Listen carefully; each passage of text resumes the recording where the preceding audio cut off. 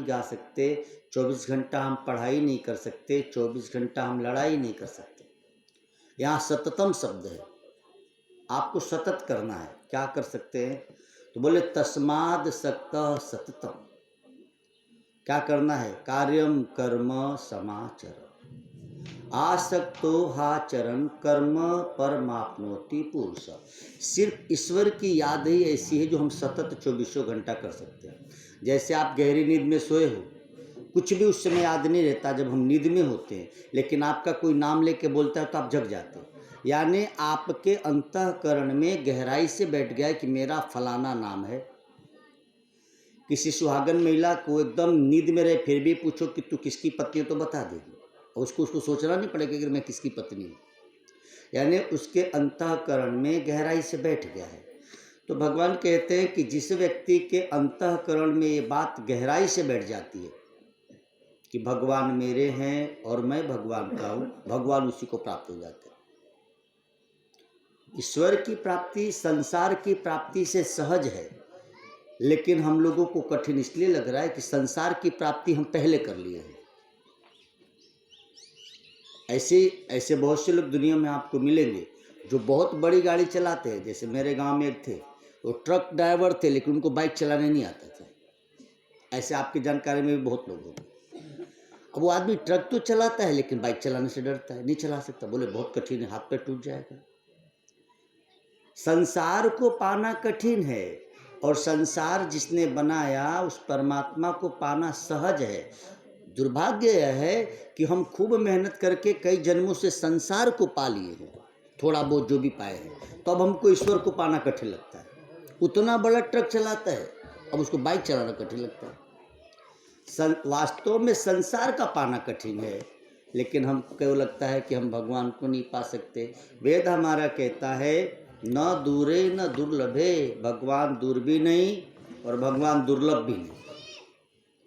लेकिन हमको लगता है भाई भगवान तो बहुत कठिन है। अच्छा, आप किसी से कहो, कोई डॉक्टर बनना चाहता है, इंजीनियर बनना चाहता है, क्या क्या करने चाहते हैं लोग, मास्टर बनना चाहता है, भगवान को पाना नहीं चाहता। क्यों नहीं चाहते? बोले बहुत कठिन है। किसी से पूछो आप भाई भगवान को पाना चाहते हैं? बोले महाराज पाना तो चाहते हैं लेकिन बहुत कठिन है ना। तो हम मास्टर बनना चाहते हैं, डॉक्टर बनना चाहते हैं, इंजीनियर बनना चाहते हैं, भगवान को पाना नहीं चाहते। उसके अंदर में बात बैठी कि बहुत कठिन है। तो ऐसों के लिए भगवान कृष्ण कहते हैं कि आपको किसी ने गलत मैसेज कर दिया इस बात को कि कठिन है। वास्तव में भगवान को पाना सबसे सहज है। क्यों सहज है?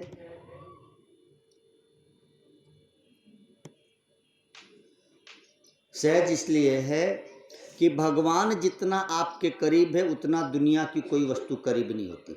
अच्छा, हम सब यहाँ बैठे हैं, अब मेरे लिए सबसे करीब पाना क्या हो सकता है? जो यहाँ चीज़ होगी। जैसे अभी लौंग मेरे लिए करीब है तो असहज है, लवंग से सस्ता नमक है, लेकिन अब मैं यहाँ बैठा हूँ तो मेरे लिए वो थोड़ा कठिन है, उठ के जाना पड़ेगा।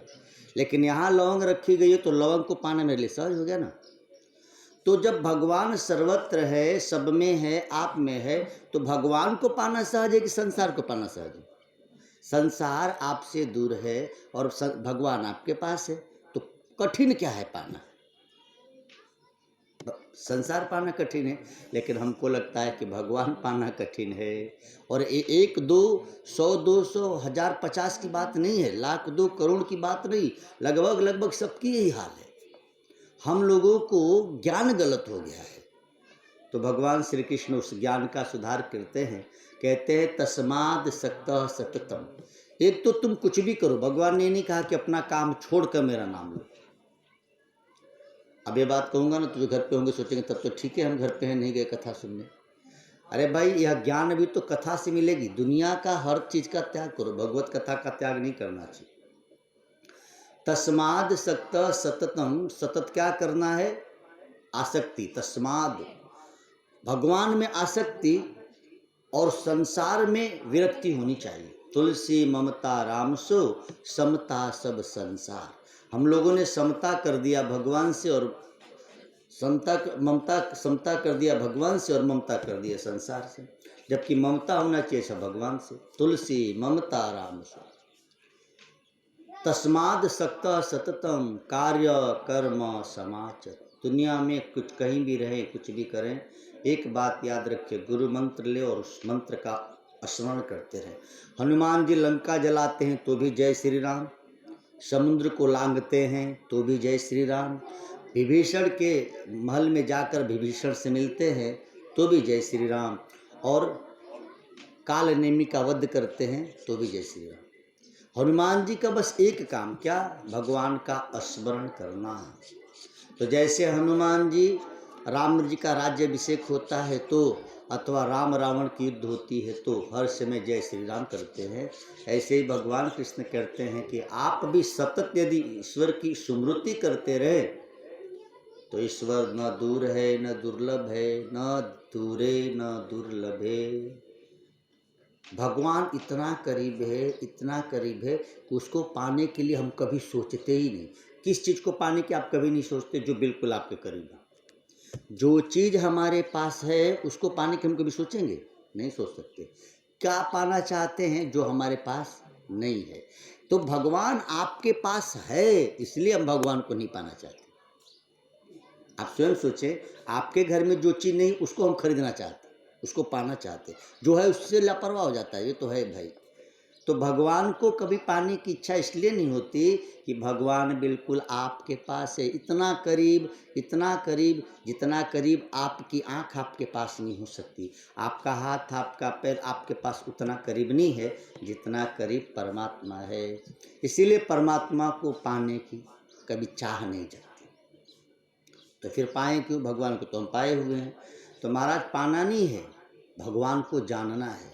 नष्टो मोह स्मृति लभद्वा, पूरी गीता सुनने के बाद कहते हैं अर्जुन की प्रभु अब मेरा मोह नष्ट हो गया, अब मैं समझ गया। क्या समझ गए? तो भगवान कृष्ण ने कहा था अर्जुन से कि हे अर्जुन, पांडवों में अर्जुन मैं हूँ। अच्छा, अर्जुन भी सोच में पड़ गया होगा। अर्जुन से ही कृष्ण कह रहे हैं कि अर्जुन, पांडवों में अर्जुन मैं हूँ। यानी भगवान ये संदेश देते हैं भगवत गीता के माध्यम से कि आप हो ही नहीं, वास्तव में आप में वो परमात्मा है। भगवान स्वयं कह रहा है, राम मैं हूँ, शिव मैं हूँ, व्यास मुनि मैं हूँ, जो भी श्रेष्ठ बोले मैं हूँ। हे अर्जुन, पांडवों में अर्जुन भी मैं हूँ, अर्जुन से कह रहे हैं। ऐसे ही भगवान आप सबसे भी ये कहते हैं कि आप जो अपने को मानते हो वो आप हो ही नहीं, वास्तव में वो ब्रह्म ही ब्रह्म है। तो भगवान को पाना कितना सहज हो गया। आसक्तो हा चरण कर्म परमाप्नोति पुरुष। सतत ईश्वर की स्मृति करना और आसक्ति रहित होकर कर्म करना, ये दो बात जो कर लेते हैं ईश्वर उनको प्राप्त हो जाता है, या यूँ कहिए कि वह ईश्वर को प्राप्त हो जाते हैं। बहुत सहज हो गया ईश्वर की प्राप्ति।